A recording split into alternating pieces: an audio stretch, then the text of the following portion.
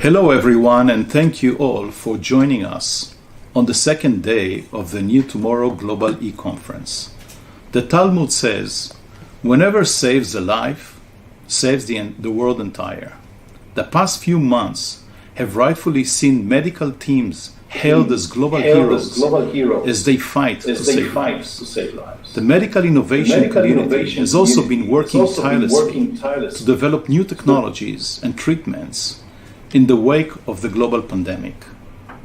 Our speakers today will review the implications of the COVID-19 crisis on the world of medicine and healthcare, what types of medical breakthroughs we can expect, how our understanding of the needs of global medical systems have changed, and the use of novel tech and data solutions as part of wider trends in medicine. I hope you enjoy today's session, and I wish you all continued good health.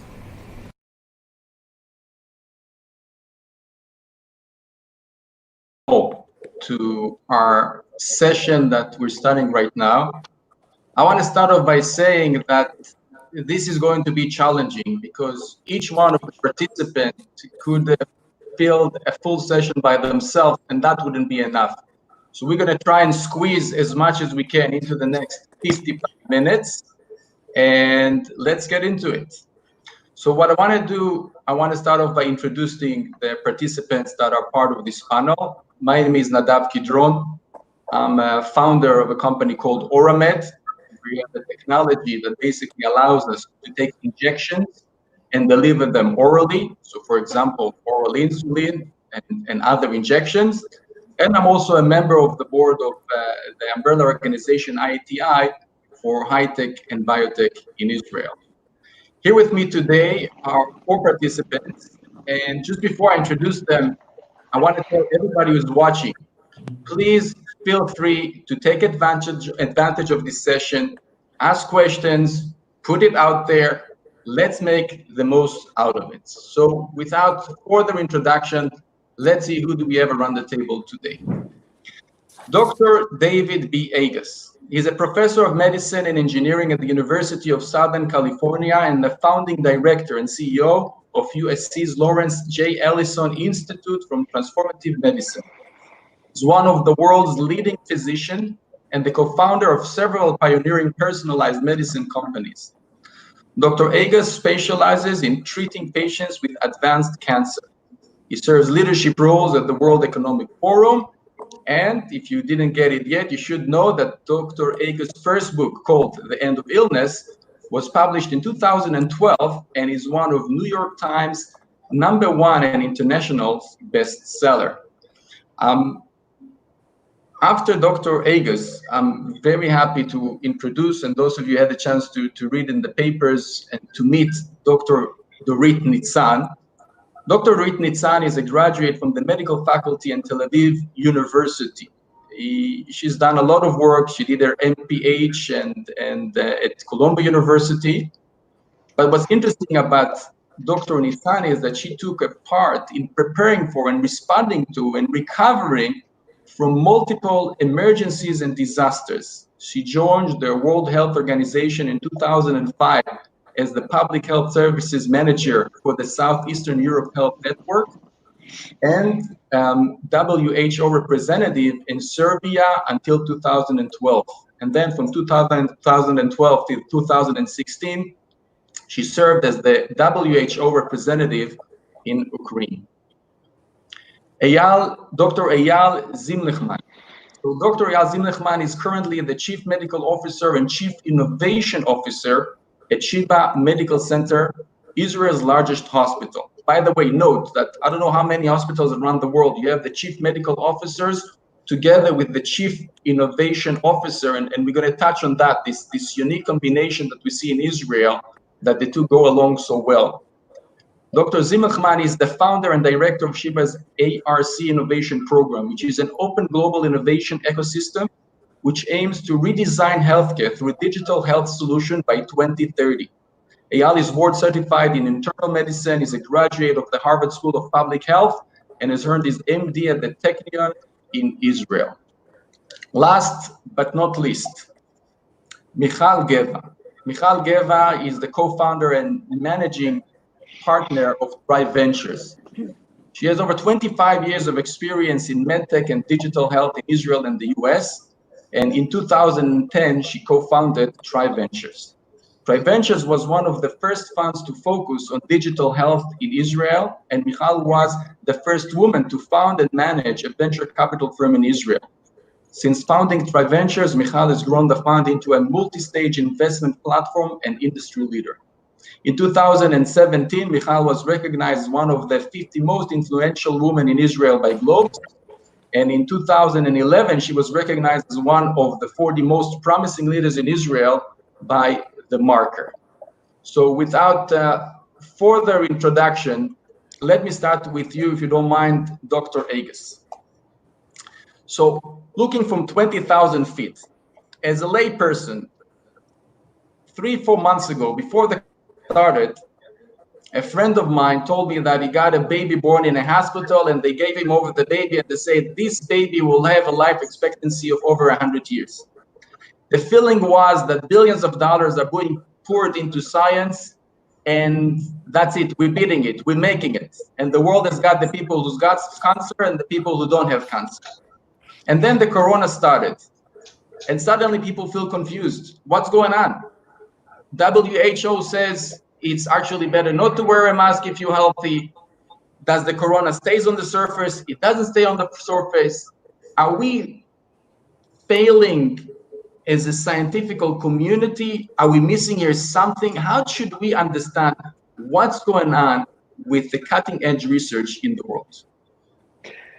Well, thank you for having me here. I mean, I am here because I was mentored by President Shimon Peres, and much of what I've done in my career, I have to attribute to his pushing. And it was pushing with a belief that science will be the foundation and have answers. Joshua Lederberg, the remarkable Nobel laureate in 1990, said, the only thing that threatens man and women's dominance on this earth is the virus. It is our wits, our brains versus their genome. This silent killer can change its genome 1% in a day. It took humans 5 million years to change its genome 1%. So we're dealing with something that we've always known could be a problem. In fact, in Davos of the World Economic Forum, we've actually done scenarios where we predicted this would happen. It's just nobody got ready. We all talked, but there was no action. And so I think what you're seeing now is some interesting times. In the United States and in many countries, you're seeing our brains, our universities shut down. So scientists are not stepping up, they're stepping away. You've seen social media silence many leaders in the space because they don't want to deal with the harassment on social media. So it's a unique time in that regard. That being said, when I look at what's happening now with some of the new treatments in the pipeline, when I look at the vaccines and what has been done in really heroic timeframes by a university that survived the plague. So the leading, a vaccine candidate came from a university that was founded in 1046 and survived the plague. It wasn't done by the Technion or MIT. It was done by one of the least tech universities you can imagine. And I think, there's a story there. And I think it's very important. But right now we are fighting this virus and we are learning as we speak. So what you mentioned is a lot of indecision because there are a lot of people who talk without knowing what they're talking about. And we are now learning. There's no question a mask can help. How dare the World Health Organization tell people not to wear a mask to block transmission? They, need to be leaders in this space. And there's a beautiful paper coming out today in Lancet showing definitively that masks can block transmission. We have to change behavior. And in order to get a normalized behavior change, you need leadership. And the problem is now on almost a global basis, there isn't a leadership with this regard. We don't have leaders in health. Health and food represent almost a third of the US economy and about 27% of the world economy. Yet there aren't leaders stepping up. And that's a major problem. In almost every other domain, you have strong leaders, but we don't in our space. And without that leadership, we're not normalizing the behavior we need to, and we're not changing as a globe where we need to go.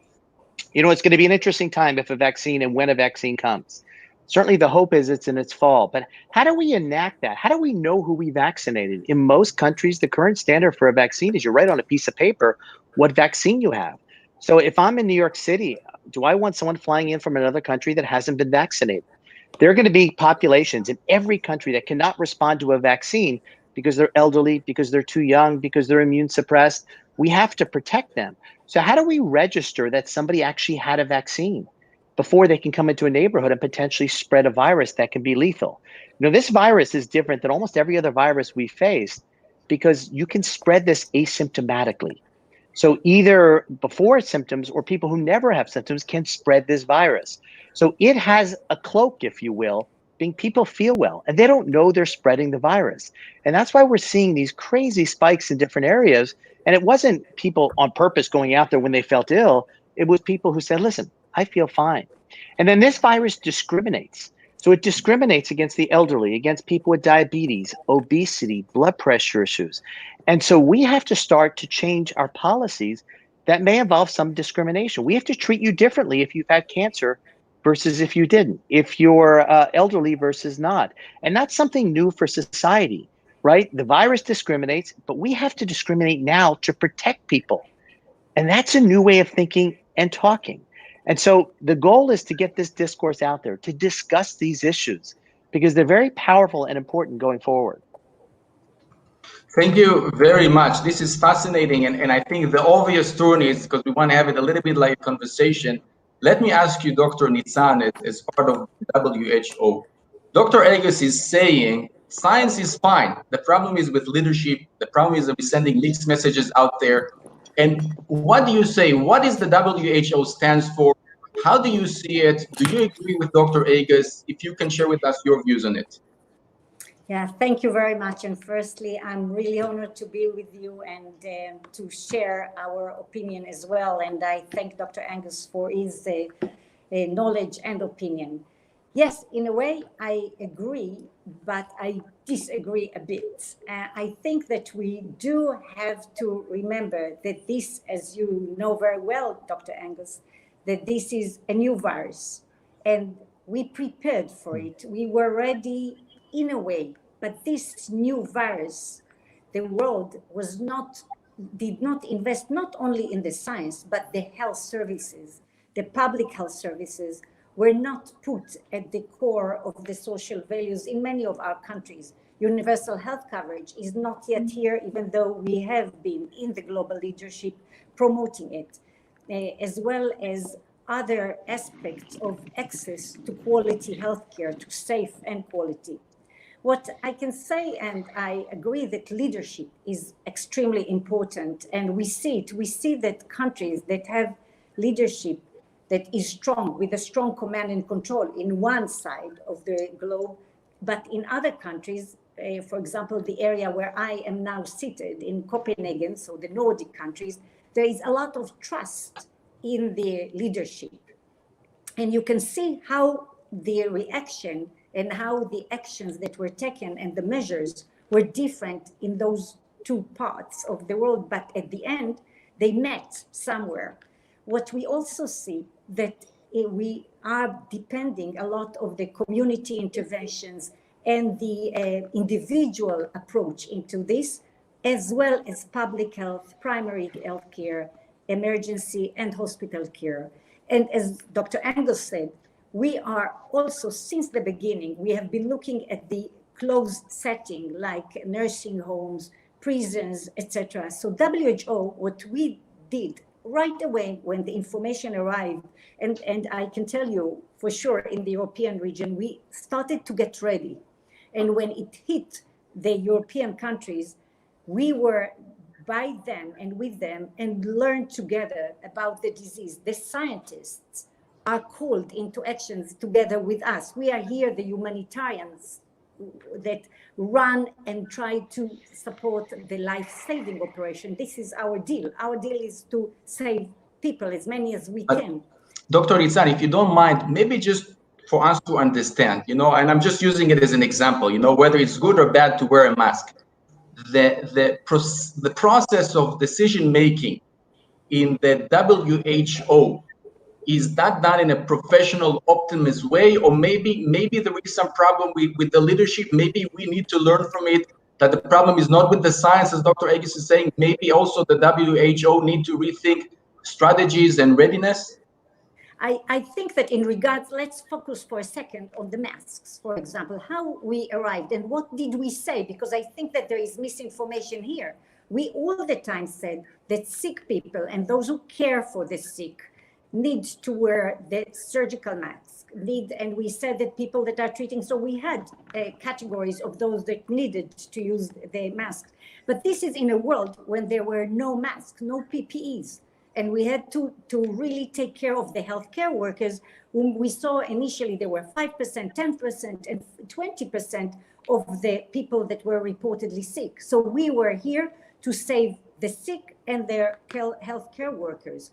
When the more information comes, we, as we learn, as we are an organization that learns and look at the data and only data-driven and evidence-based driven, then we are ready to change, and we are changing. We change the everything that we learned through the process, and this is a new virus. You have to go with us with this, and to understand that we have the best scientists in the world in our collaborating centers. It's not our, secretariat that makes the decision. We depend on each and every one of you, and would like to work with you in a solidarity way, and that's what we established. We established solidarity platform for decision making. So thank you, Dr. Nitzan. We really want to get back to it, and maybe from here I want to move into Dr. Zimlichman, because Israel was the first one to say we're stopping flights from China, and in the beginning people looked at Israel like, what is going on here? Why are you in such a panic? But I think looking back, and I want to hear from you, what did we see about the way Israel dealt with the corona crisis? What was done right? Maybe what wasn't done right, and what maybe other countries can learn from what was done in Israel, or for better or for worse? Well, obviously that's a great question. We're dealing with that a lot, especially as we try to compare to other countries, and it seems like it's a global hobby right now to compare countries. For sure, Israel has done taken a lot of right actions right when we started. As you mentioned, we were probably one of the first to start closing flights, not just from China, which made sense at the time, but very, very quickly from other countries as well, including European countries. I remember when we closed the skies from Italy, somewhere in very, very early March, people, were looking at us as, what's wrong with you guys? I mean, Italy is a Central European country. What next? Are you going to close the flights to the US or some other countries? And still, that was the decision made. And I think it was the right decision at the time. And I want to reference a research that was done at Tel Aviv University just a few weeks ago, maybe 2 weeks ago. It was published, looking at the strains of virus here in Israel and where did they originate. What countries are we seeing viruses from? And as it happens, 70% of the viruses here in Israel of the of the SARS-CoV-2 virus, 70% of the strains came from the US. And if you remember, the US was the last country we closed our skies to around mid-March, which means that if we would have closed the skies to the US a week earlier, or maybe 10 days earlier, then the numbers of COVID-19 we've seen here in Israel, which weren't very high. I want to remind you, we've seen about 17,000 cases here in Israel. We would have maybe saved that as well. We have not seen almost any strains of virus coming from the Far East. We have not seen any strains of virus almost coming from Europe. It was mostly from the US, which was the last country we closed our skies to. And I think that's a lesson that we can learn in terms of quickly reacting. And one thing that we've done, I think, and again, it comes from leadership, any way we look at it, taking that decision very early on in Israel to close the skies, close the borders. Of course, it's easier in Israel when you have 90% of border crossing coming from Ben Gurion Airport. It's much easier than other countries. So that's one thing that we've done. The other thing that I think we were doing very well is, how quickly we moved into the state of emergency.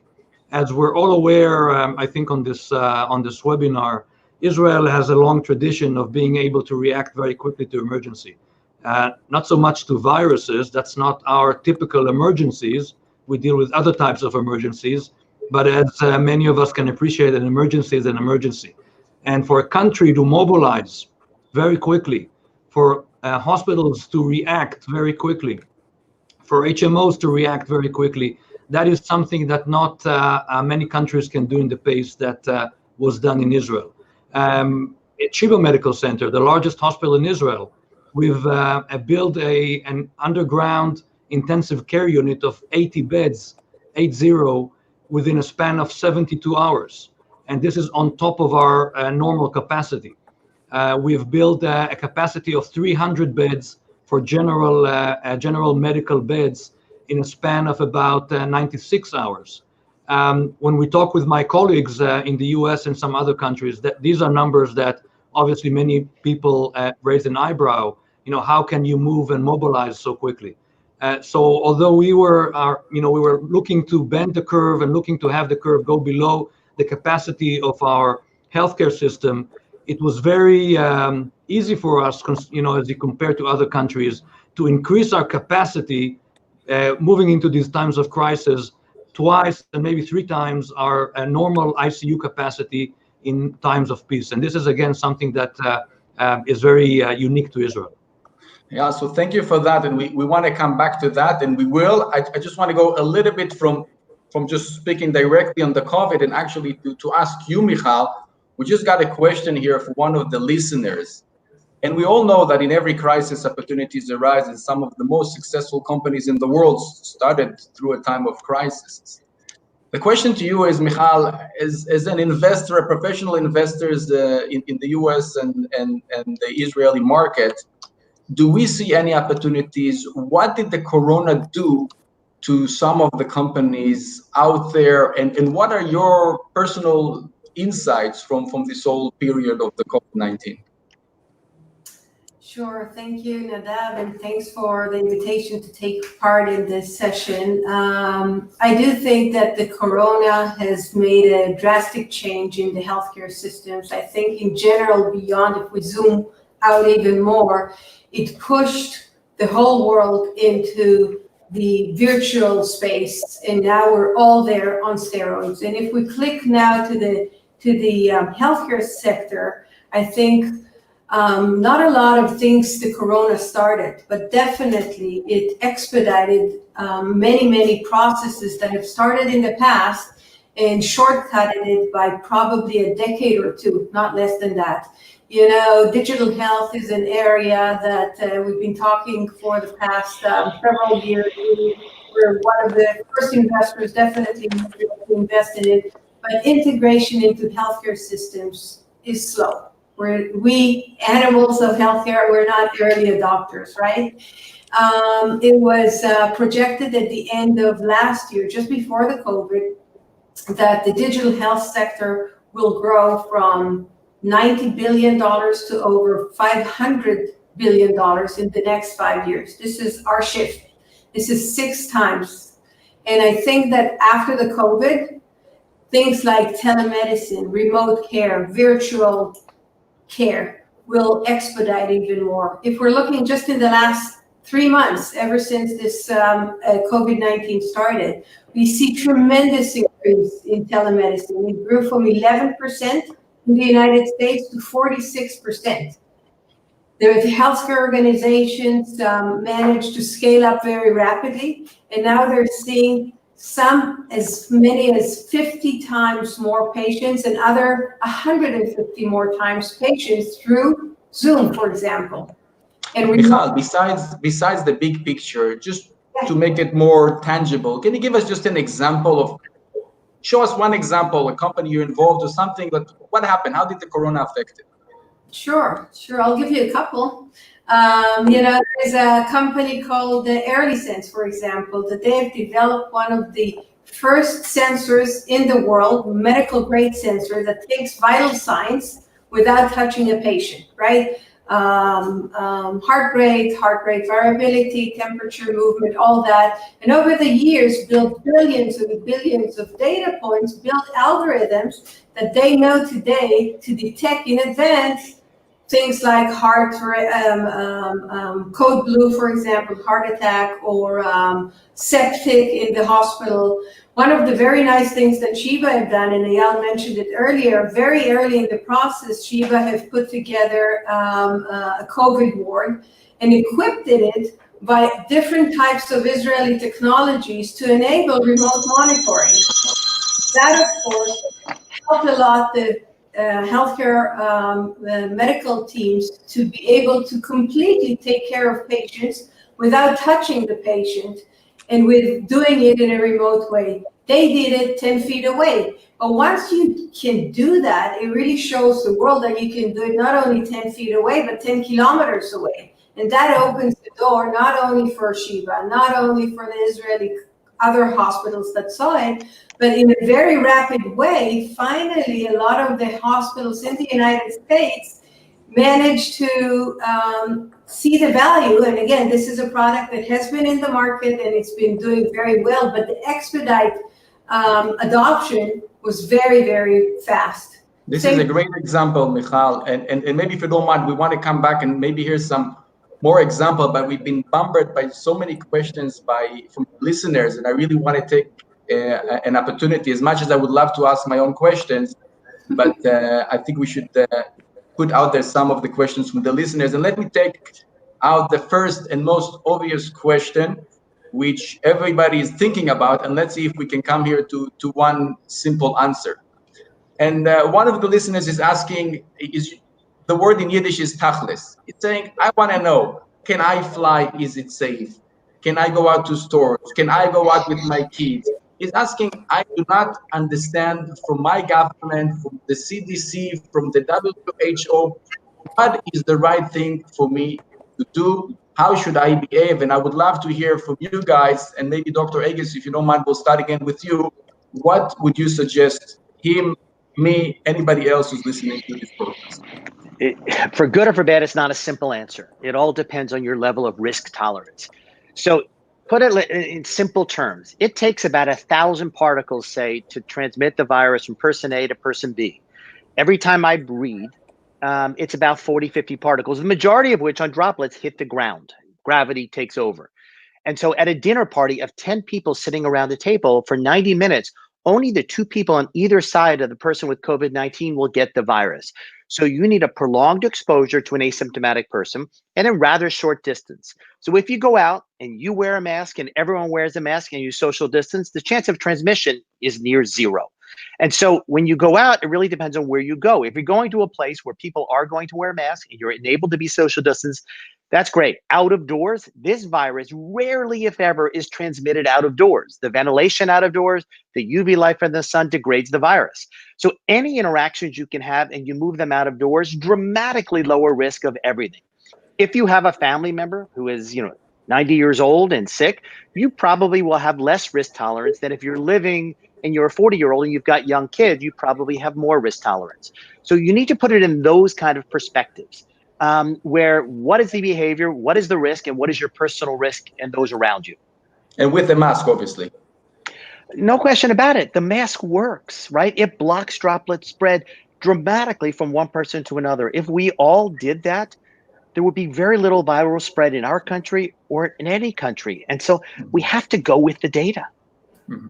And Dr. Nitzan, I just want to ask you also if you have the same answer or a different answer. And also I want to ask you, the understanding is that most people are not in the risk segment of the population. People who are young and healthy, they're going to be okay. In most chances, even if they're going to get the COVID-19, they're still going to be fine.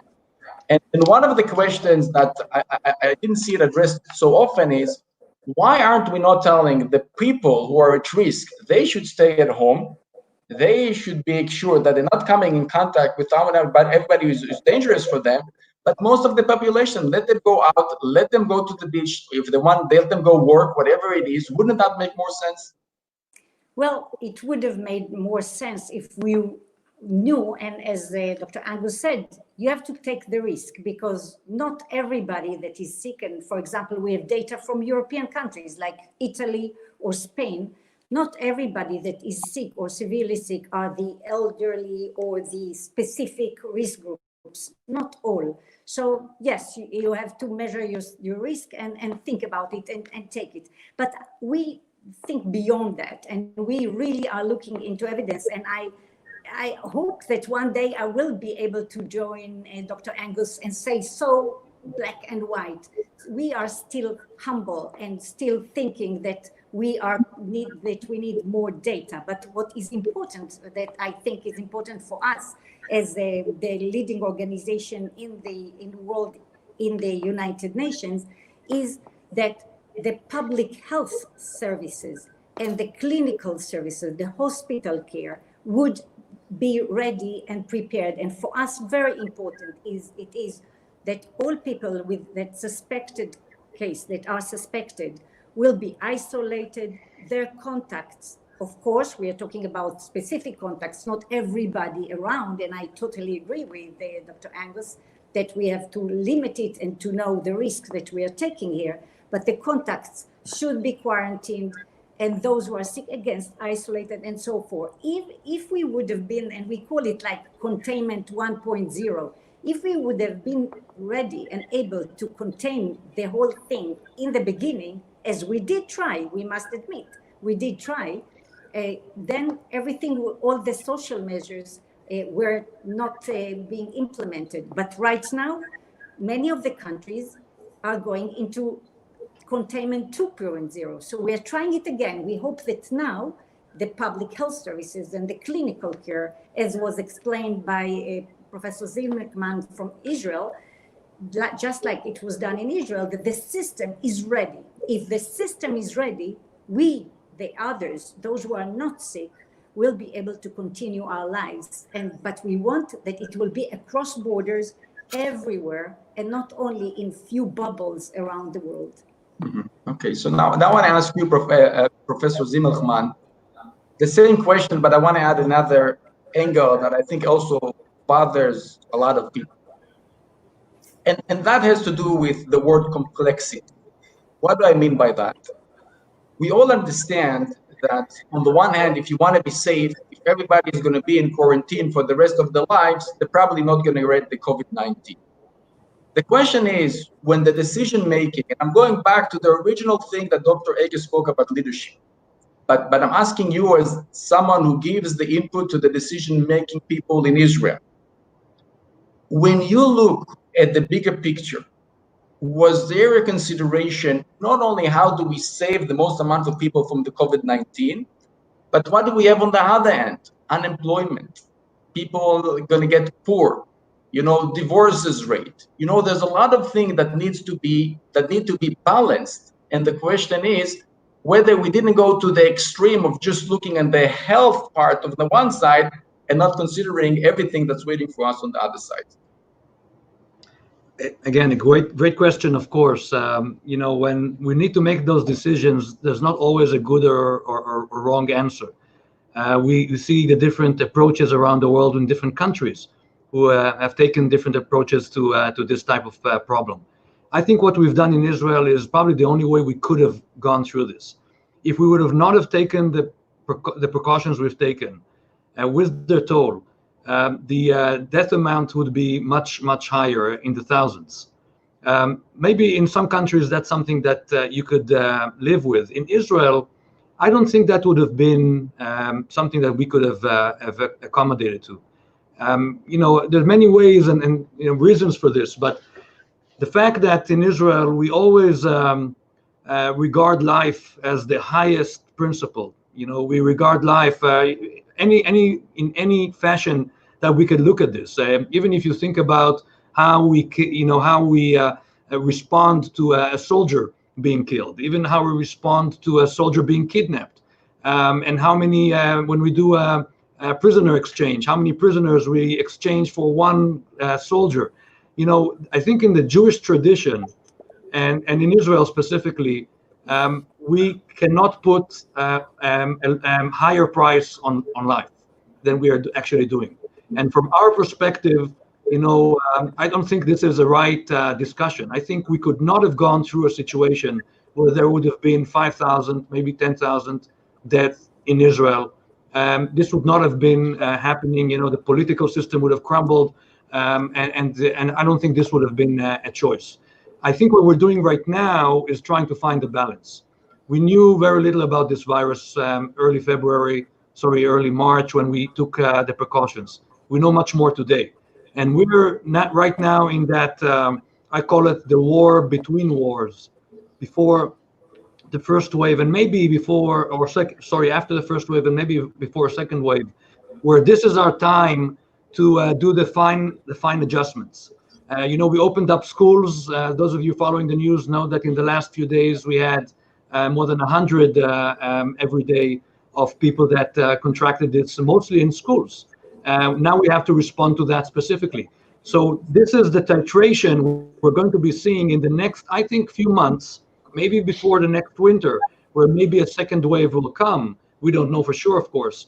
But this is the opportunity for us to do the fine-tuning, to be able to understand what can we open and what do we need to stay closed. Maybe schools will need to close down again, but businesses will stay open. As Dr. Agus was saying, now we know that out in the air, the chance of contracting the virus is very, very small. Will that affect the policy of the government and the Ministry of Health? Of course. We did not know all of this in early March when we made those decisions. So considering that, I don't think we had any other possibility going back. But right now, when we know much more, this is our time to do the fine-tuning and do a better job. And on the Tachlis side, Eyal, if this conference was taking place now in the United States, and they would have asked you to fly over to the United States now, would you have done it or not? Well, I'll probably need to go into isolation for 2 weeks. I don't think that's something I would want to do, going there and coming back. But for sure, I think right now, you need to be very careful, and you need to understand what the risks are. And of course, even here in Israel, being able to understand what we call where are the red zones and where are the blue zones, and part of this is the new antibody screening we're launching now in Israel that will allow us to know better for specific geographical areas, and maybe have more containment and have closed down specifically in areas where we need to shut down, while other areas could stay open and perform just as normal. This is the way to get the economy back up and running, being able to be on top of things, having the knowledge to know where we need to take a firm hand and where we could loosen this up a bit, and this will go on for a while. Okay, so we're getting a lot of questions really on the Tachlis part of things. So one thing has to do with the antibody. If someone tested and they see that they went through the corona and they have the antibody, and I'm opening it up, so feel free to answer. What does that mean to someone that has been through it, has got the antibody in his body? What should that mean to them? Dr. Agus? It should mean very little, unfortunately. And so, unfortunately, the current antibody tests look for a global antibody response. They don't categorize what we call neutralizing antibodies or immunity. So until we have a test that quantifies immunity, antibody tests just show exposure. What we think is you've been exposed to a coronavirus, in this case, COVID-19, for a few months, probably you'll have some immunity. But the antibody tests are just showing whether you've been exposed. My hope is that we have true tests that show immunity. So they'll say, hey, you've got enough immunity that will last you for 4 months, or you've got immunity that will last you for 12 months. Because remember, to fight off viruses, there's the T cell side and there's the antibody side. We're measuring one component of it. And by measuring just all the antibodies, it's not measuring the ones that can block the virus from getting in. It's all of the antibodies. So it can be very confusing. Important for epidemiologic studies and for knowing the viral penetrance, but not for an individual to make a decision. Because if you make that wrong decision and engage in a behavior and have the virus and come home and hug grandma, you may kill grandma. And obviously we don't want that. Mm-hmm. Okay. And Dr. Nitzan, anything on that? Yeah, I'm sorry, I couldn't hear Dr. Agus. I hope that the rest have heard him. So let me ask you a different question then, yes, because we've been bombarded by questions about the mask. the masks seem to be the most bothering things. People ask here, how long should we wear the mask until the vaccine? Now, when should it be? So if you can tell us from your point of view, and again, I just want to summarize what you said before. If I understood you correctly, you said it's not that we're saying mask is not good. We had to prioritize masks, and that's why we said what we said. But if you have a mask, you probably should use it. So please share with us your views about what are we expecting around the masks thing. So first of all, Nadav, thank you. You said it very well. Yeah, indeed, we have never been against masks, but in a rationalized way and using what we have in the right way. So if a country, and believe me, not all the countries have masks in abundance to take care of all their citizens, but if a country has a part of the masks, whatever they need, firstly, to the sick and the healthcare workers, for those at risk. These should be targeted at those at risk, and it's must. For that we must, and we as WHO, we ship masks and PPEs for that need. The rest of the population, it really depends on the context of the country. If they have enough in the country, then we have to make sure that the masks are used correctly, that they are not stand-alone, that all the hygiene, sanitary, distancing, etc. are in place. And again, public health and clinical care should be in place at all time. So for those who have access to masks and can do it, probably it won't, they could decide to do it. But right. We here in Denmark do not use masks. That's interesting. By the way, I want to tell you that one thing that I saw, there's one segment of the population that really makes sure they always wear masks is in the recent riots. Everybody who broke into the stores, they always wore masks and they're very aware of the coronavirus. Am I missing something? I mean, cloth masks block droplet spread by 80 to 85%. Every country in the world has cloth masks and has the ability to have cloth masks. So what am I missing?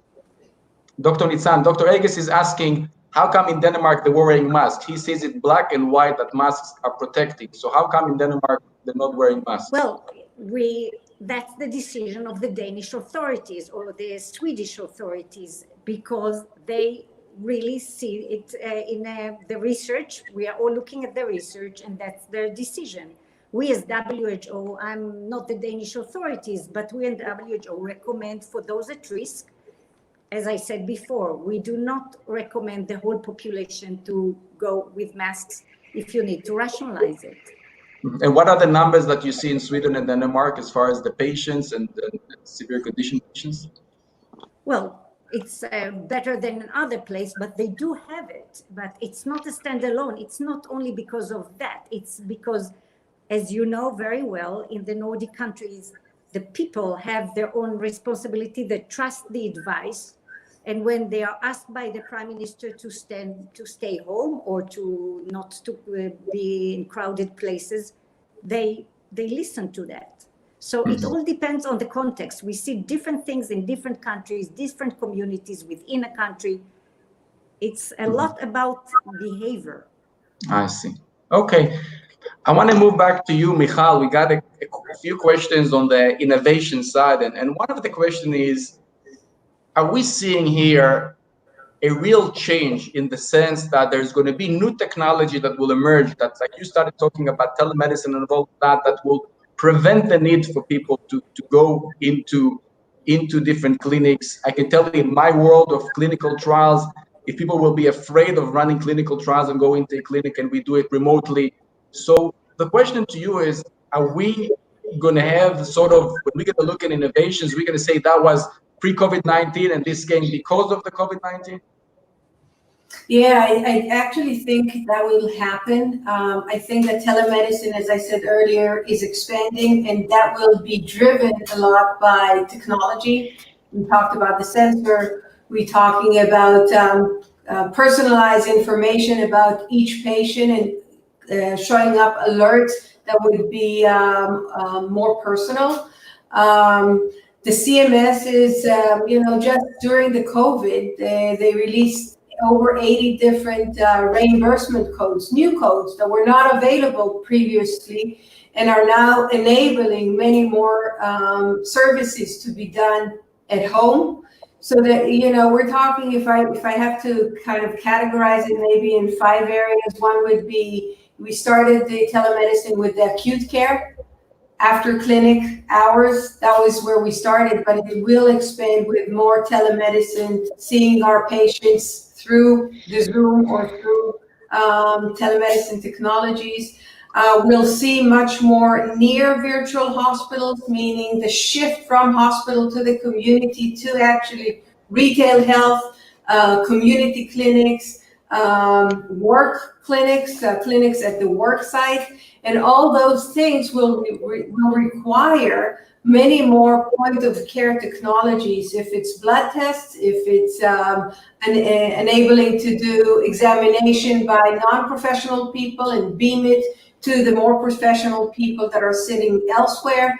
We'll see many more robotics. We'll see many more virtual care that is being shifted to the home. So health services at home. And I think we'll also see tech-enabled technologies that will enable us to have more medication, administration of medication, injectables, or in general things at home instead of going to the clinics.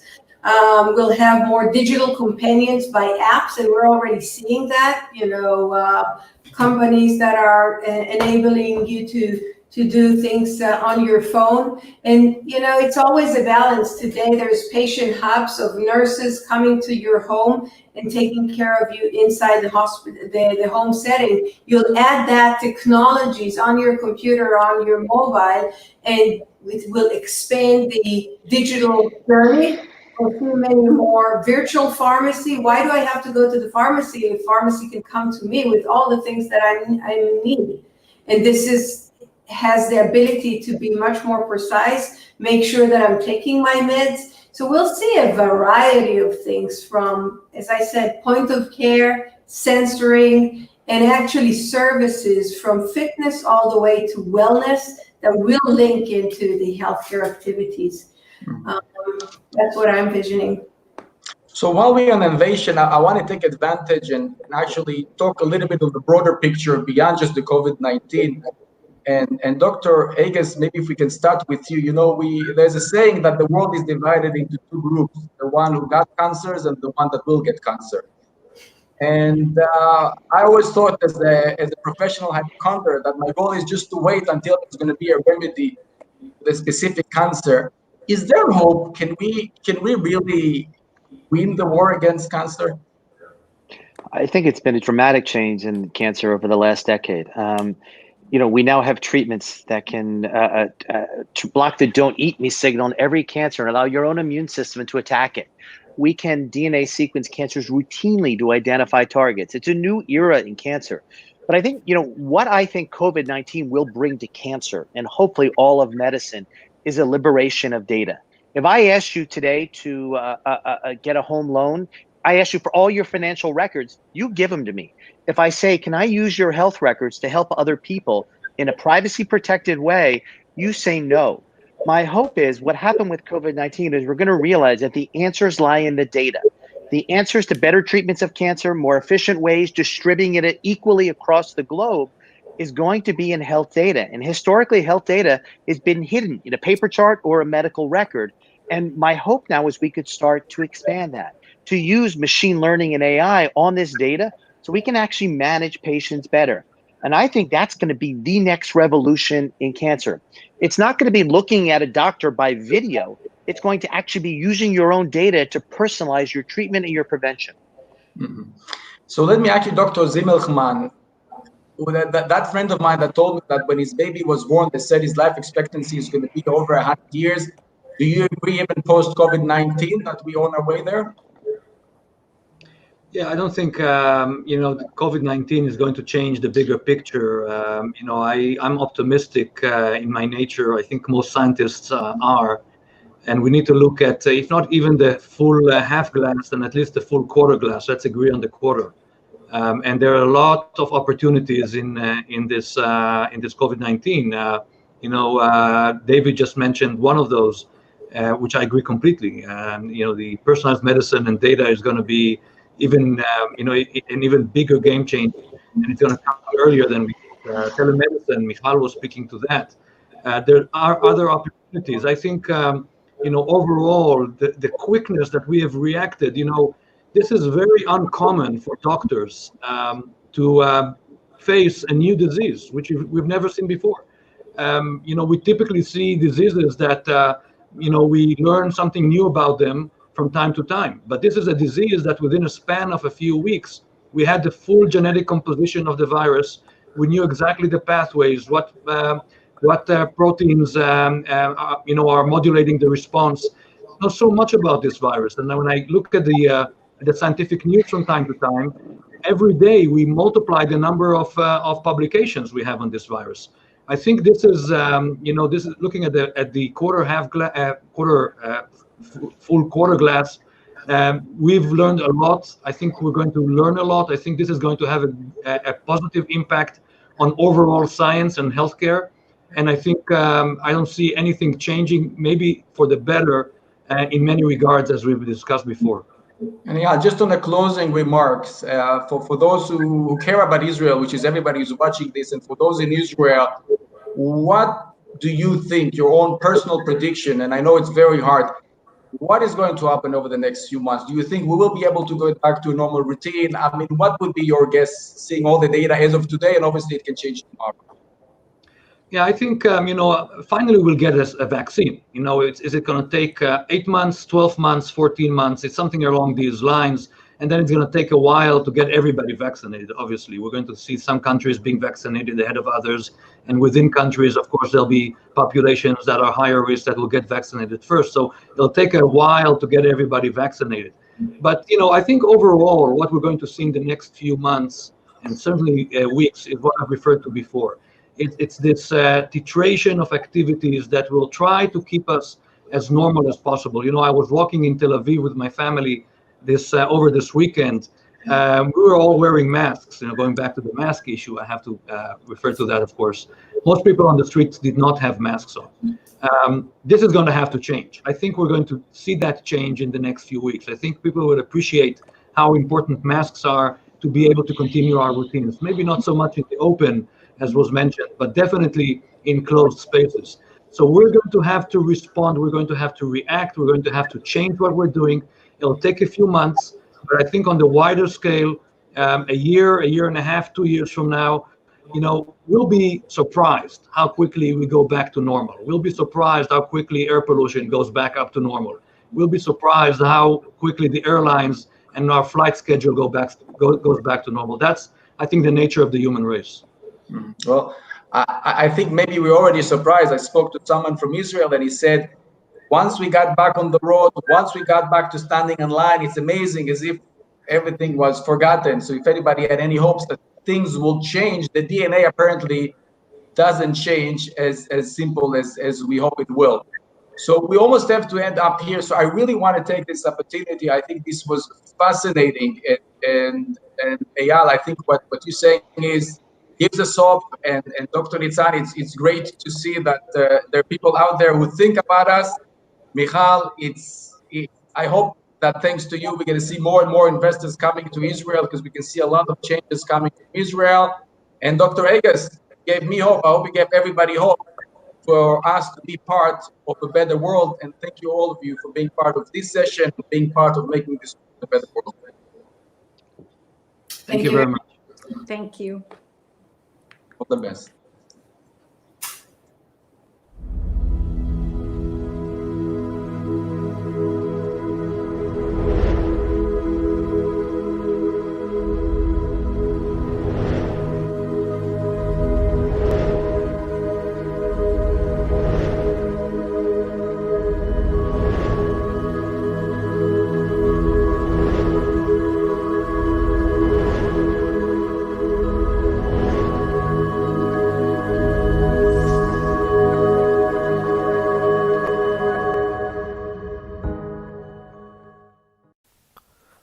Thank you for attending the new Tomorrow. To join the current live session, just click on the Live Watch Now button right from the home page. You will be able to watch the session and also chat with other attendees, direct questions to the speakers, and answer polls. Click on a session to display its details, register, and explore speakers' information. All the sessions that you have been registered to will be shown under My Event.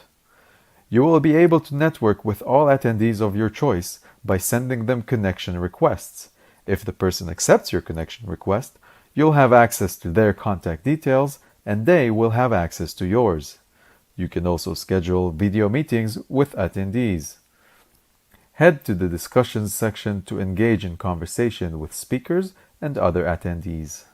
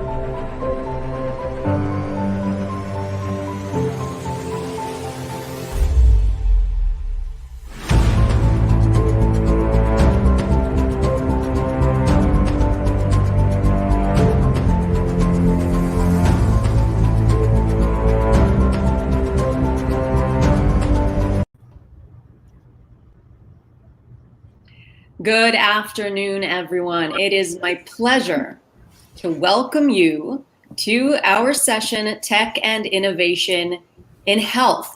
Now, while health is something that concerns each and every one of us, we've been particularly invested in everything health-related during the past few months. Isolated in our homes, while scientists continue to gather data and race to find treatments and a vaccine for COVID-19. Now, with us today, we have 4 innovators who will share a little bit about themselves and their research. It is thanks to people like them that Israel has established itself as a global leader in medical innovation. And we're so lucky to be hearing from some of Israel's brightest minds. We will begin with short TED-style presentations and then open it up for Q&A with the audience at the very end. One of our speakers unfortunately had to cancel, Hossam Haick. He apologizes that he won't be able to make it, but this will allow for more time for questions. This is an IAC Edge event, and we have young professionals joining us from both the US and from Israel. Please submit any questions you have via the chat box while the speakers are talking. Our first speaker is Kira Radensky, one of the up-and-coming voices in the global data science community and a pioneering voice in the field of medical data mining. Dr. Radensky is the chairperson and CTO of Diagnostic Robotics. She previously founded Sales Predict, acquired by eBay in 2016, and served as eBay Eyal's chief scientist.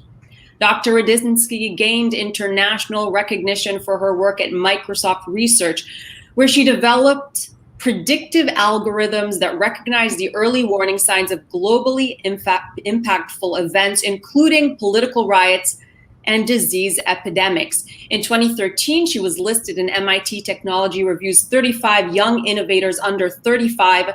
In 2015, as Forbes 30 Under 30 Rising Stars in Enterprise Technology, and in 2016, selected as Woman of the Year by Globes. She's a frequent presenter at global tech events and publishes her work in the Harvard Business Review. Kira, we cannot wait to hear from you. The stage is yours. Thank you so much. I'm going to be sharing my screen.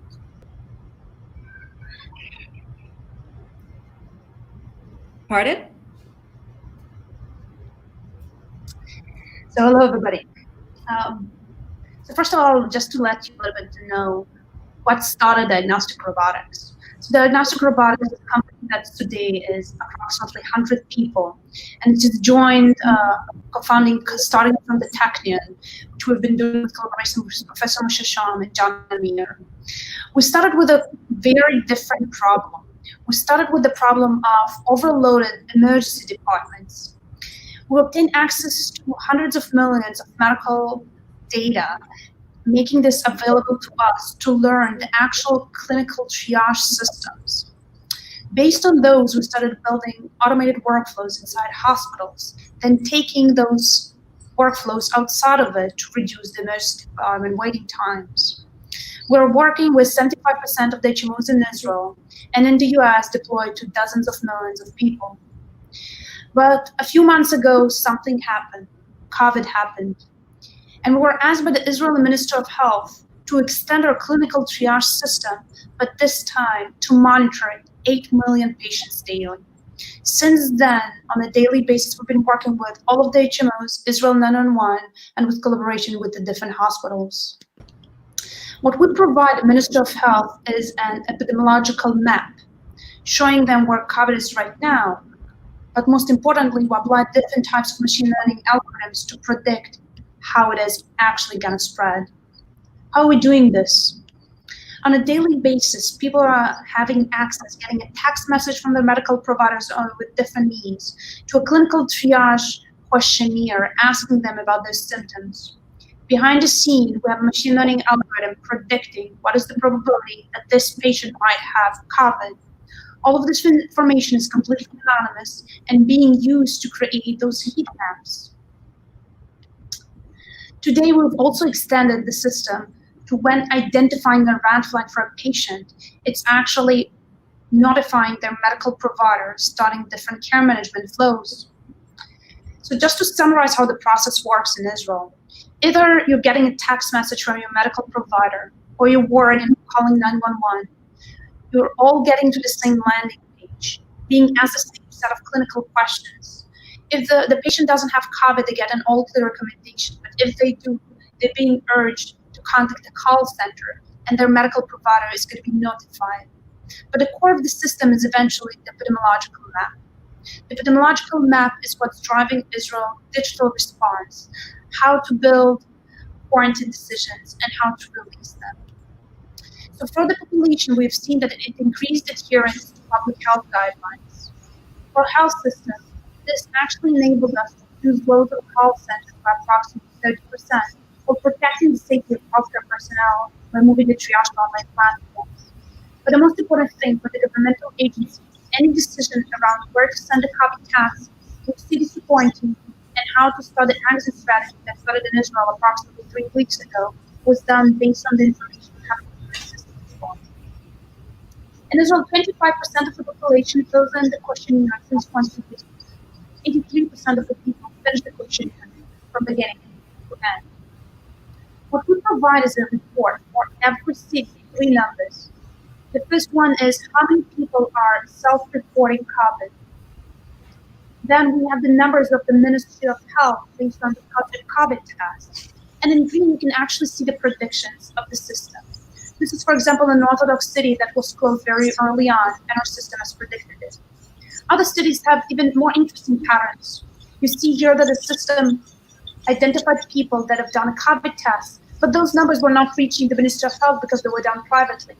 We also verified them by the triaging system that mentioned that those people indeed had the right symptoms. This was indeed something the Minister of Health was alerted about, and the city was quarantined as well. On April 4th, when we only started running the system, we were allowed only once to publish 3 names of cities. Based on our predictions, which was in Migdal Emek, Beer, and Ashkelon, the Minister of Health sent COVID tests and verified the predictions, and 2 days later decided to do a breathing closure or quarantine for those 3 cities because of the high percentage of COVID patients. And this is an example of 2 cities and how the intervention was working in Israel. The first one is, this is the predictions of the symptomatic load. Here, the system alerted that the city is having high symptomatic load over time. The intervention of number of COVID tests was not significant, and the graph continued growing exponentially. Here, on the other hand, they increased significantly the number of COVID tests, almost flattening the curve. What this system also allowed us is to start understanding this pandemic very early on. We were one of the first ones to identify that loss of sense of smell and taste is very specific for this disease before any academic publications. This completely changed the triage system here in Israel, which before relied on only patients that have fever and problems breathing. We also identified new symptoms which are less vulnerable, like extreme fatigue. Behind the scenes, the machine learning algorithms learning the combinations of different symptoms, for example, dry cough and extreme fatigue, and found it to be highly correlative with the disease, much more than just fever. All of these are creating with an AUC of more than 82 a probability of triage for each patient. The system was also deployed through a partnership with Dorit and Salesforce in India and Odisha area, triaging and monitoring 50 million people. And recently we've been also with collaboration with Rhode Island government, actually deploying this for the entire population. The system itself supports multiple languages, it's customizable, and the most important thing, it's up and running in a single day. And this is of extreme importance this day specifically. Thank you. All right, thank you so much, Kira. Again, for anyone who wants to submit their questions, Kira will be very happy to answer at the end. You can submit questions specifically to each speaker, and we will open it up to Q&A. Our next speaker is Ohad Arazi, President and CEO of Zebra Medical Vision, the deep learning medical imaging analytics company. Ohad has 19 years of experience in general management and product development of solutions in healthcare IT, healthcare services, and medical devices. Prior to joining Zebra, Ohad served as the Chief Strategy Officer for TELUS Health, the largest digital health company in Canada.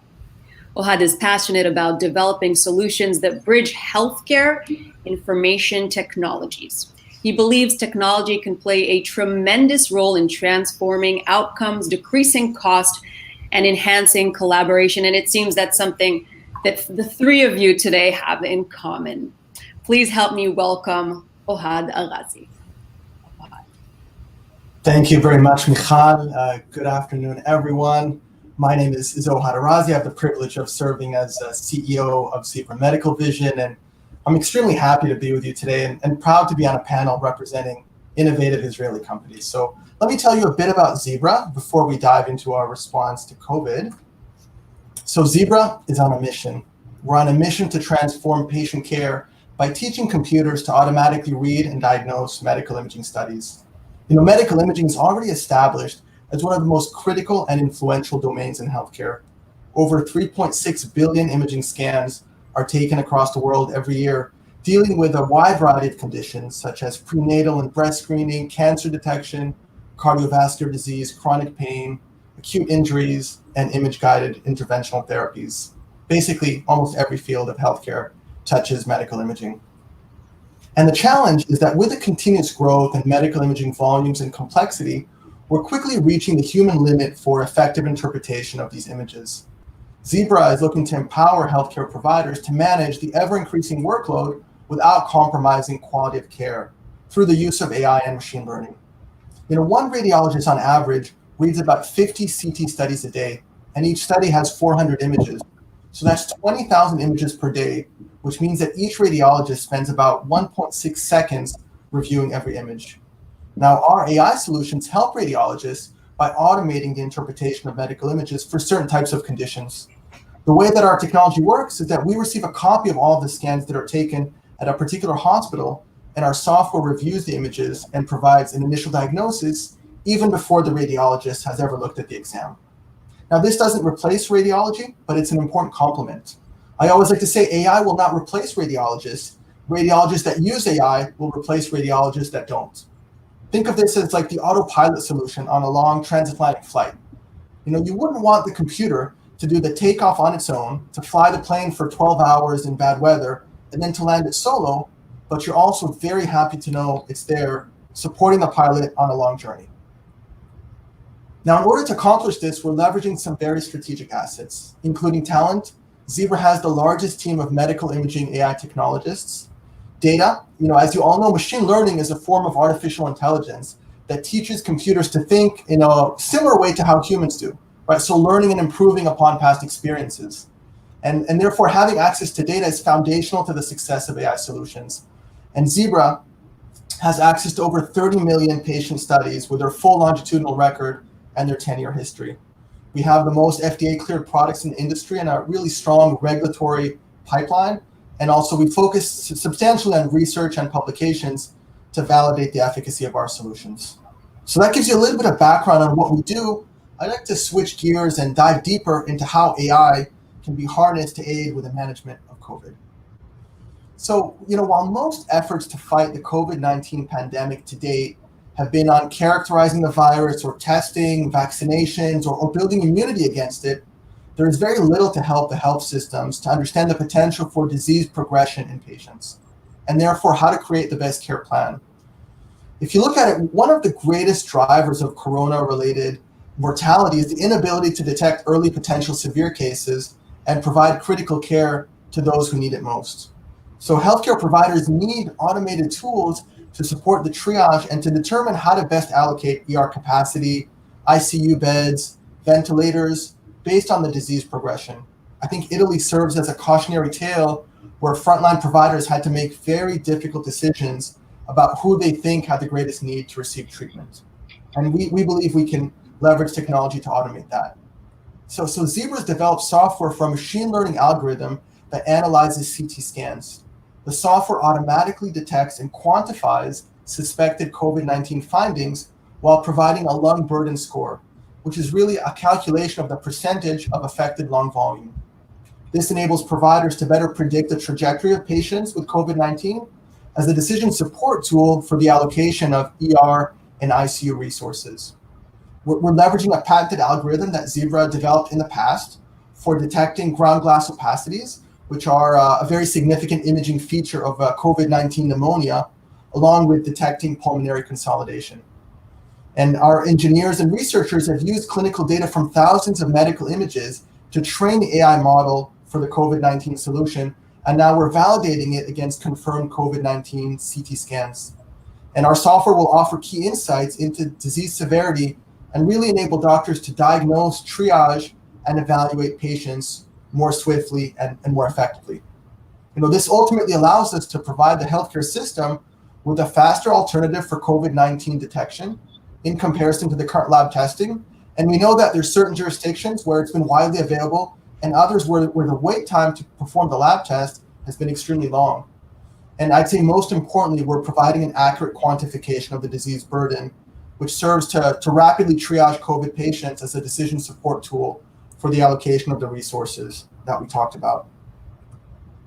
So we're already installed in 2 countries. We're installed in Israel as part of the Sharon Coronavirus Hospital, and also as of last week at Apollo Hospitals in India, which is the largest private hospital chain in the country with 71 hospitals across the country. And actually the way that Apollo set this up is very interesting, where the hospitals are sending chest CT scans to a dedicated COVID reporting center, and they're centralizing the care across all the 71 hospitals from a single location. And what we do there is our cloud-based server analyzes and provides an output of the lung burden volume. And you can see an image there of the solution we've provided at Apollo and at Radensky Hospital. Specifically in India, India has more than 190,000 confirmed COVID-19 cases, over 5,000 deaths. So this is a very challenging environment. And we feel a very strong call to action to help with decision support for resource allocation and for providing physicians with tools to quantify the disease and predict the trajectory. We're going live with 2 US hospitals next week and really starting to gain momentum in what I believe could be a significant dial mover in terms of providing physicians with better tools to make more informed decisions on the management of COVID, both for the current peak or post-peak environment that we're in, but also for an ongoing management of this disease in the community, which we anticipate will be with us for a while. So with that, I'll turn it back over to Michal, and I'll be eager to hear the next speaker. Thank you, Ohad. I have to say I'm very happy to learn from your speech that we won't be replaced by robots or machines, and that those who will use and utilize machines will have the upper hand, because the way I see it, it's really hard to predict. And for people in the news, I mean, we might as well be replaced by AI. Our next and final speaker is Michael Kaufman. Dr. Kaufman is the co-founder and CEO of Karyopharm, an innovation-driven pharmaceutical company focused on the discovery, development, and commercialization of medicines with the goal of improving the lives of patients with cancer and other major diseases. Prior to joining and co-founding Karyopharm, he served as chief medical officer at Onyx Pharmaceuticals and has a long line of leadership positions at different pharmaceutical companies. Kaufman serves on the board of directors of Infinity Pharmaceuticals, Kaiser Life Sciences, and Verastem, which are all public biopharmaceutical companies. Dr. Kaufman received his Bachelor of Arts in Biochemistry from Amherst College, his Doctor of Medicine and Doctor of Philosophy from Johns Hopkins Medical School, and trained in internal medicine and rheumatology at Beth Israel. I think I'm definitely undereducated as far as this panel. Michael, thank you so much for being with us today. The stage is yours. Thank you, Michal. Yeah, I just graduated last year, so I finally got out of school. It took a long, long time. But on a more serious note, it's great to be here. I'm standing in for the real founder of the company, Dr. Sharone Shechem, who hails from Ra'anana, Israel, and did her PhD and her MBA at Tel Aviv University, working on computer-based drug design, majoring in biophysical chemistry. Sharon has, her PhD thesis was actually led to the start of another company in Israel, and I met her through that company, and we've been working together since then. Karyopharm started about 10 years ago. I didn't make slides today because I want to talk a little bit about COVID-19 and the SARS coronavirus #2, and give people a chance to just think and listen. So let me dive right in. It's a little funny to have a cancer company talk about this right away, but you'll see that our drug may be relevant to the coronavirus problem, and we'll get into that. Dr. Shechem, Sharon, when she started this company, thought of interfering with the transport of proteins from the nucleus to the cytoplasm, and that could be a way to address different kinds of cancers, potentially almost any cancer. But it turns out that process of transport from moving proteins from one place to the other is relevant to certain viral infections. It's relevant in inflammatory diseases, and there are a number of other situations like brain trauma and neurological degeneration where it may also be relevant. So this is big biology that's involved in a lot of stuff. On the cancer side, we get started first. Sharon actually discovered the drug that is now FDA approved and used in many places throughout the world with clinical trials in Europe, Israel, and the US, of course, as far away as China and India and Japan as well. And what this drug does, it's called Xpovio. It's an oral drug, XPOVIO. And what it does is it blocks the transport of proteins from the nucleus into the cytoplasm. The reason this is important, at least for cancer, is that the proteins, there are a set of proteins in all of our cells whose job it is to make sure that the DNA in your nucleus is not abnormal. That is to say, it is not cancer causing. And it has not been damaged by things like sunlight radiation or trauma or all of the things that can lead to DNA damage. And in most of us, or many of us, for most of the years that we live, that process works really well. These so-called auditor or regulatory proteins, are also called tumor suppressor proteins, go into the nucleus where the DNA is. They look at the DNA and they make a decision as to whether that DNA is damaged and whether, if there is damage, it should be repaired, or else that cell should just undergo literally cell suicide, a process that we call apoptosis. Now, it turns out for many cancers, this is a process that is hyperactivated, that the export of protein is too strong. And you end up with these auditor proteins that are being moved out of the nucleus and can't do their job. And therefore, cancer can develop. If you block that process, then the cells recognize that they have cancer, and the cells will ultimately kill themselves. And that's how our drug works, and that led eventually to demonstration in a disease called multiple myeloma initially for FDA approval last year. We have another pending approval for lymphoma, and so on. Now, we intend to work in many other cancers, but why is this relevant to the SARS coronavirus 2 or COVID-19 situation? A number of viruses have decided to co-opt this pathway in order to propagate themselves. And in particular, the SARS coronavirus has at least 5 known proteins that bind to this particular transport protein. That is the drug target that we have. They bind to it, and their binding lets them leave the cell nucleus and make new virus particles. In addition, the inflammation that we see in patients with COVID-19 infections is largely amplified by this same target protein XPO1.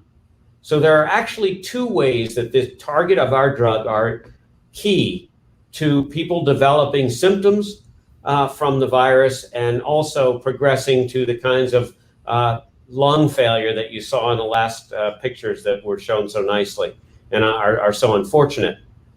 The first way is that the virus itself propagates using this pathway. And this pathway is absolutely essential for generating new coronavirus particles. It turns out it's also essential for generating new influenza, new HIV, new respiratory syncytial virus, and in fact, a number of other viruses use this pathway as well. But probably the most important function in terms of this protein that we see is that the people who get the worst symptoms generally have an overexuberant or an amplified immune response to the virus. And in some cases, the virus may actually be suppressed, but the immune response itself leads to the majority of the symptoms. And when you get big, bad immune responses in the lungs, it reduces or essentially eliminates your ability to breathe. Obviously, that's not compatible with life. So both coronavirus replication, that is new virus production, and the inflammatory pathways that are so critical to the bad symptoms are the two pathways that our drug attempts to address. I would say about 8 weeks ago, Dr. Shechem and I were on a trip. We are married, and we were looking at the university that we hope our son will be able to start in person in the next several months. We were on a trip, and she had the idea that this drug that we have would probably interfere with coronavirus replication, and we already knew that it might interfere with this overexuberant inflammation. And she actually started some experiments while on that trip. She called a bunch of collaborators, and we interacted with a bunch of scientists to initiate some experiments. Ironically, within a couple of days, some publications came out in the general literature that said that our pathway was very important for the replication of this virus. So there was external research that definitely validated this pathway.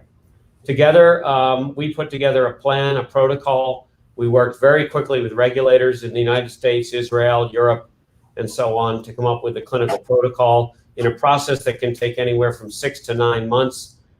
We were able to achieve in about 4 to 5 weeks.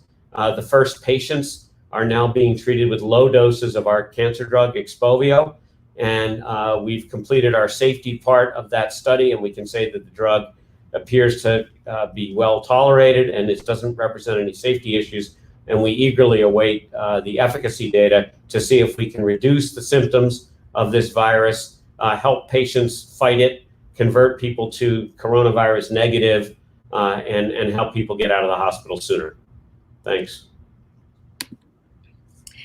Thank you so much, Michael. You answered a lot of the questions I had. So thank you. And we will now open it up for others to ask questions as well. Please submit your questions via the chat box, and our experts here will be very happy to respond.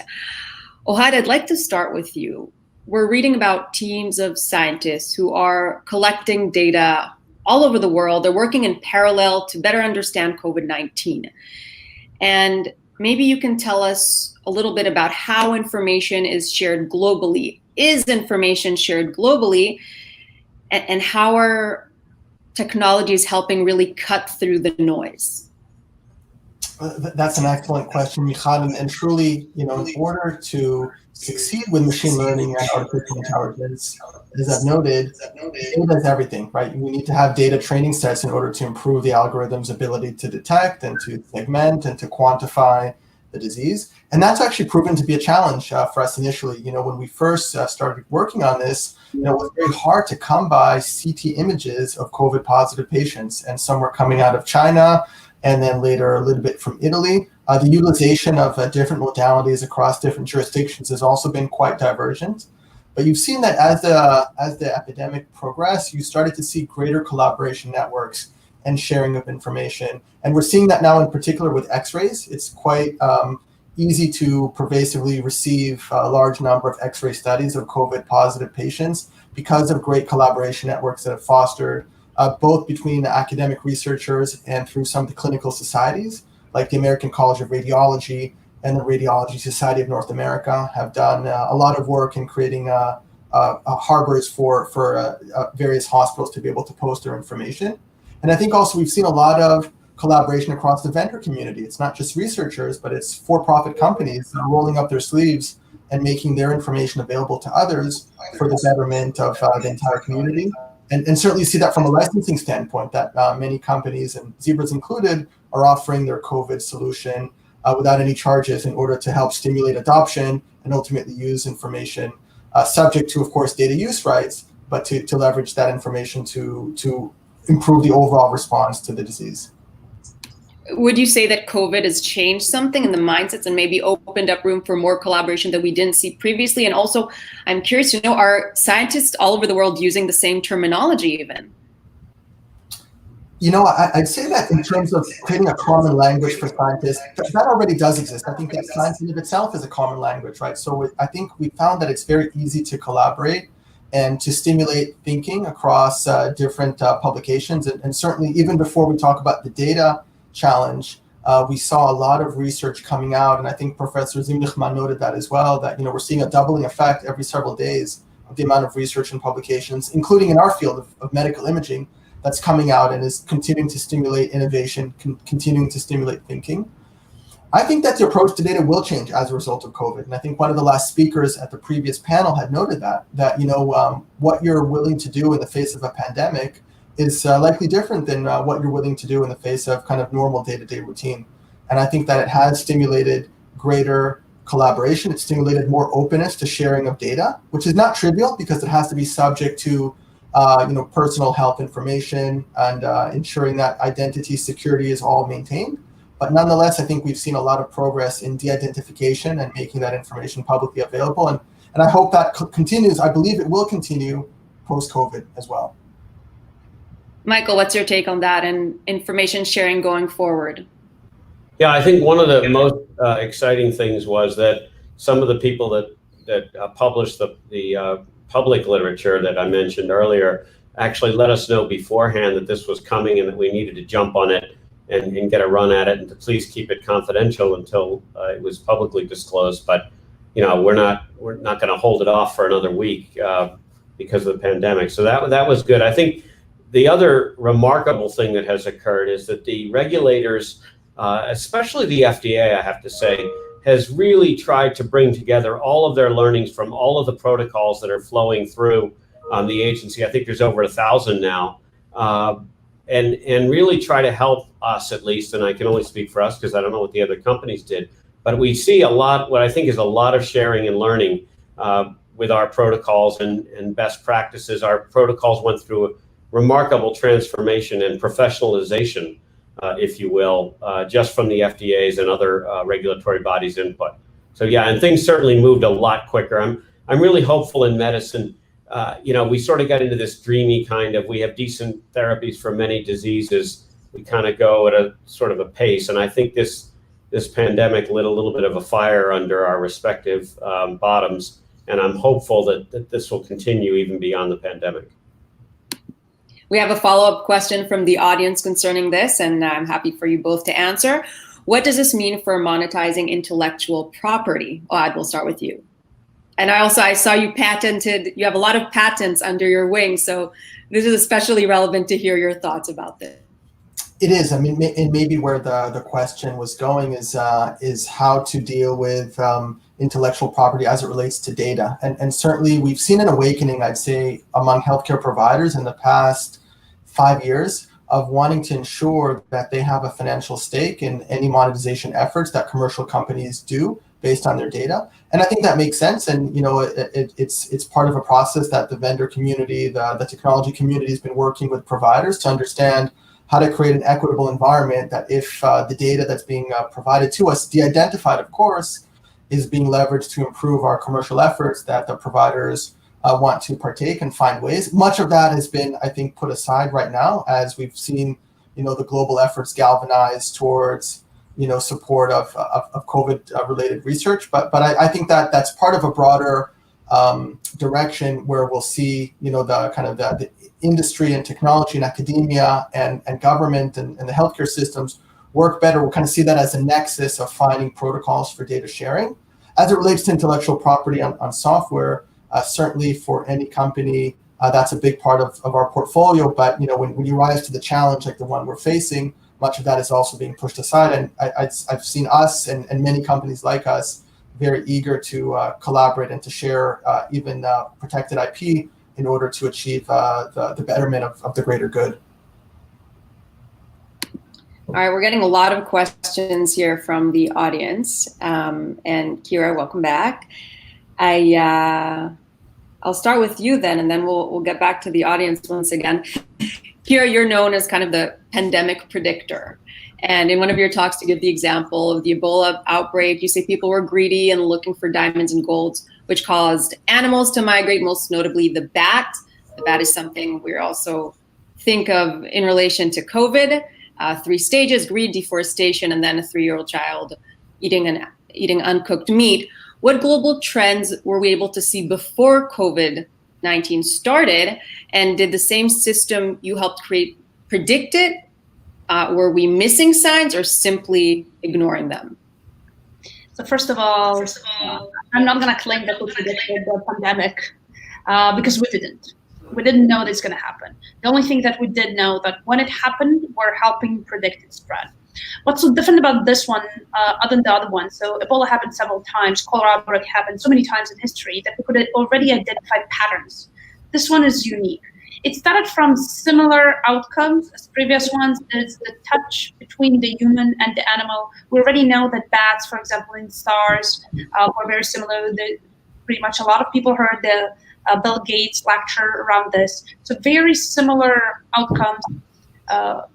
But I cannot say that we predicted the exact date that it's going to start, although the reasons are similar.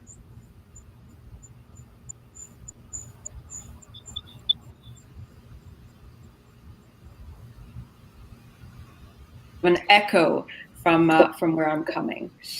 Thank you for that. And I really enjoyed your talks both about the Ebola and cholera, and I'm sure that now there will be so much more to learn moving forward.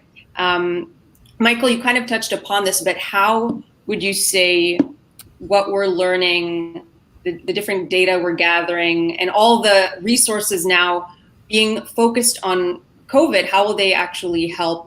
And are they already helping as far as research in finding both treatment and perhaps vaccines for other diseases, and maybe for you specifically, cancer? I know you focus on.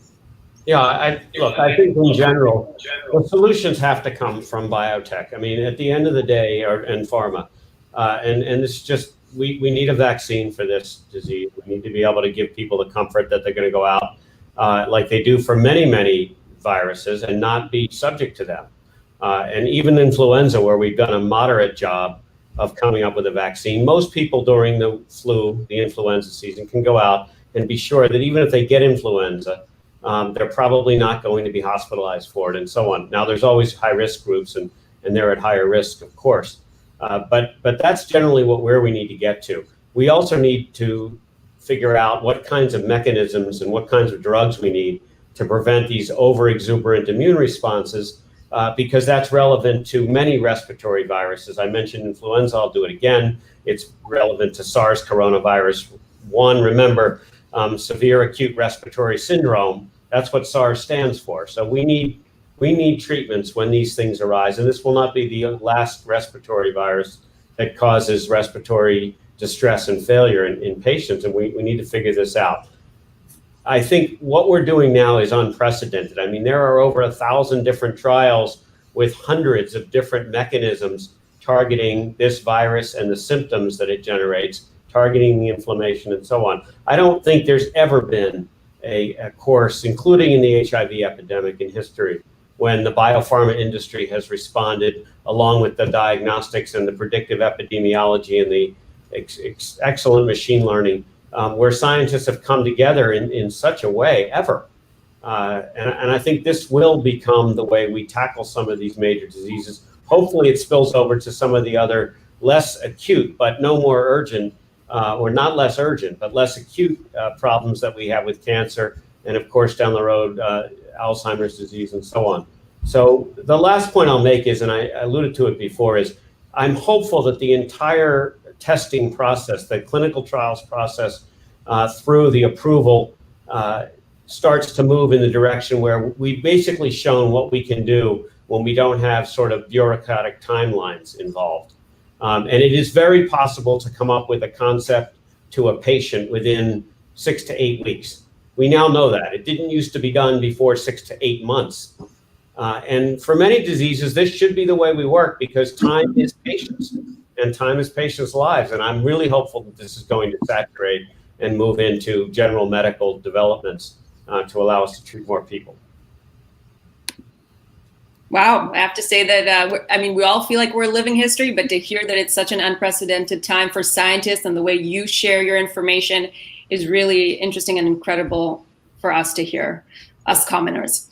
Our next question is from the audience for Ohad. Some people are saying that the most reliable way to confirm a positive case is to combine PCR tests with a low-dose scan. Are you involved in this solution?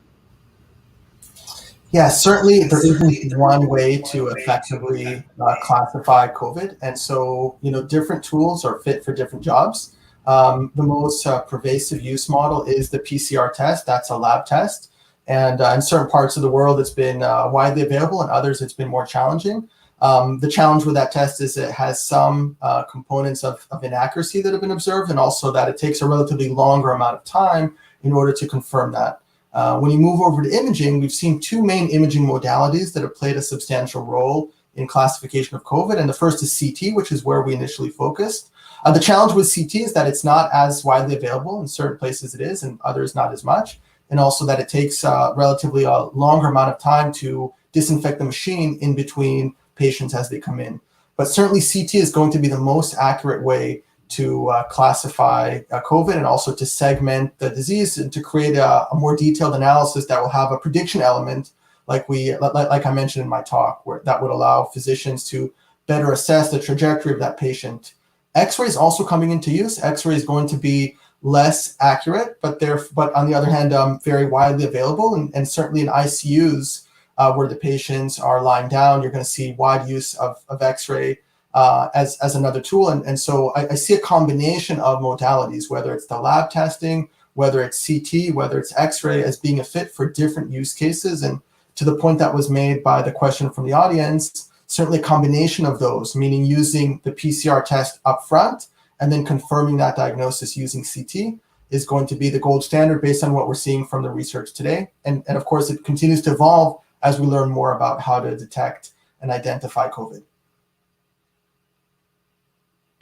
Kira, our next question is for you, directed from the audience, asking what are the hurdles in COVID times to share innovation breakthroughs through states, between states? You said that you deployed your system in Rhode Island. How can the system be deployed in other countries and help them get ahead of the spread? So first of all, the system is also deployed in India and Israel. One of the hurdles is mostly about the channels of getting to the actual patient. So every health system is very different. The integrations and APIs and who's actually doing most of the triaging is very different in different countries. For example, one of the things that are now being considered, for example, in Rhode Island, is around involving the National Guard for some of the triaging once a patient was identified. In Israel, this is mostly done by the HMOs themselves. Where to navigate the patients. In Israel, we have COVID.health that you want to navigate to. Then you want to navigate only patients that have high probability that they will deteriorate. You want to send them to the emergency departments in order to protect both the healthcare personnel, but also to protect the patients. This is less common in different countries as well. So eventually the clinical questions are the same. The human body is very similar in all over the world. The probabilities and machine learning that we obtained here in Israel and then we started sharing around the world were almost the same. But what you actually do with those predictions and the actual healthcare outcomes that are being measured are different. Thank you, Kira. I don't think we've touched upon this yet. Michael, I'll direct this to you. One of the challenges that we read about concerning COVID and other diseases is, of course, patients arrive after they already have symptoms of the sickness. So they can only be diagnosed once they're sick and far along. How would you say the medical world is working to overcome this and enable early detection or even symptom-free detection? Oh, this is a huge, give me the tough question. From a purely scientific point of view, if we honestly did a PCR test on everyone, we could pick up most of the people, if nearly all, who were infected probably within days of when they got the infection. PCR is a remarkable technology that allows you to amplify organisms, DNA or RNA in this case. So that instead of, if you only have 10 copies of this organism in your body, you can still pick it up. Whereas 30 years ago, 20 years ago, even a decade ago, before this technology really came to fruition, you'd have to wait until you were really sick to do a regular test, an antibody test or another kind of test. So it's remarkable technology. We obviously don't have either the mechanisms to do this right now, nor the money to do it, to test everybody right away and determine. The other problem with this virus, and the frustrating thing is, somewhere estimated around 90% of the people who are infected with this virus will never have any real symptoms, 90%. Which are those people who come up with that are antibody positive, meaning your immune system has reacted to the fact that you get the virus, but you never knew you had it. Of the 10% of people that are left, somewhere around 9 of those 10%, so 90% of the people who do have symptoms, most of those people are going to do really well. Now, to say they're going to feel sick and they're not going to do well, but they're probably not going to be hospitalized. If you're very old or have lots of other medical conditions, you're going to be in real trouble. But we know who the people are at the highest risk. So one of the other options that we haven't done is to test all people at very high risk of getting really sick and potentially dying from this virus. And I hope in the future we will have better PCR type technology that will be back quicker, that we can deploy for the general populations much more rapidly. Scale will allow the price to come down, and we'll be able to detect these viruses maybe in the highest risk populations, and using some of the software that Kira discussed and some of the radiologic tests that Ohad discussed, we'll be able to pick this stuff all up before it really gets into the even moderate, not to mention severe and hospitalized situation. Thanks, Michael. I'd love your take on this as well. Will it be AI that will eventually give us the solution, or maybe offer kind of large scale examinations to detect, to have early detecting and non-symptomatic detection? I think that ultimately the front line is going to be lab testing, because lab testing, as Michael just mentioned, is going to be, first of all, it's cheaper than radiological exams, but also is going to help with detection before the patient is symptomatic. Whereas the radiological findings, whether it's a CT or an X-ray, or maybe in the future other imaging-based diagnoses, they point to some manifestation of ground glass opacities or pulmonary consolidation. That is already how the disease is manifesting in the lungs of the patient. I think the one thing that we will see is we will see this in the community, and there I think that imaging is going to play an important role in incidental findings, meaning that you're coming in for something that isn't COVID, and you're getting, let's say, a chest CT to rule out pulmonary embolism, or maybe you had a fracture that's now a chest CT is performed to look at it. And as part of that, AI can run in the background and detect, well, wait a minute, there's also COVID indications in this patient, which may not have been symptomatic yet, but is starting to manifest and could potentially pose a risk for the patient going forward. So again, going back to my previous point, I think we will see a mix of solutions out there to continue to diagnose this. I think lab testing is going to stay at the front line, and imaging is going to remain an important backbone to support both the the disease progression assessment, as well as incidental findings that shows up when you're not expecting it and you're not proactively testing that patient using the PCR test.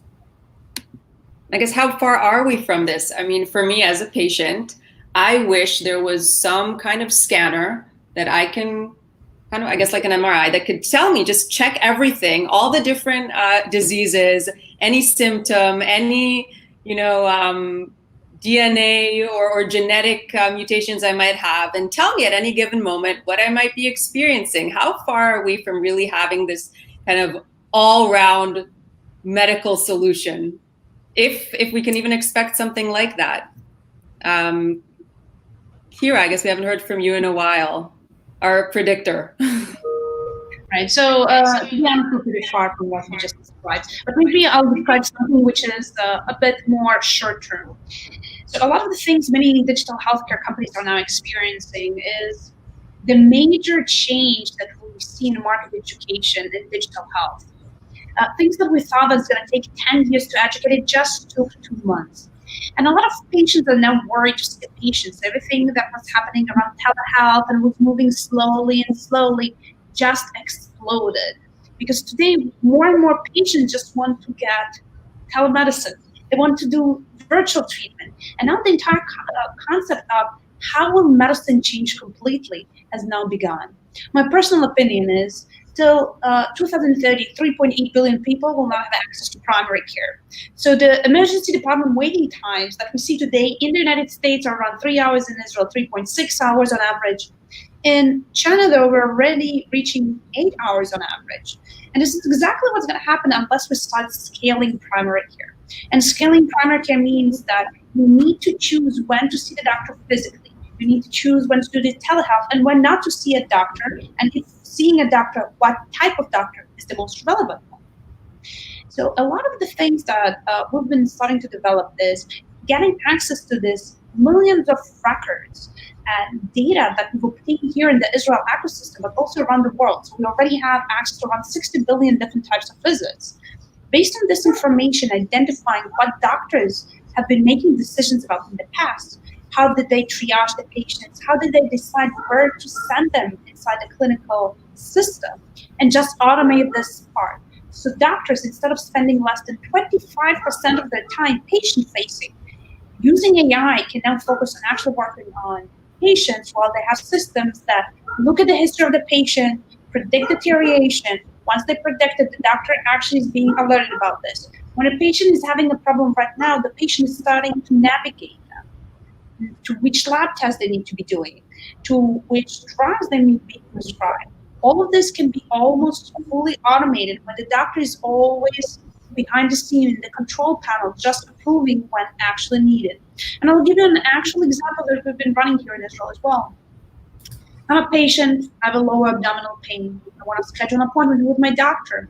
I'll go to my scheduling app that we all have already in Israel.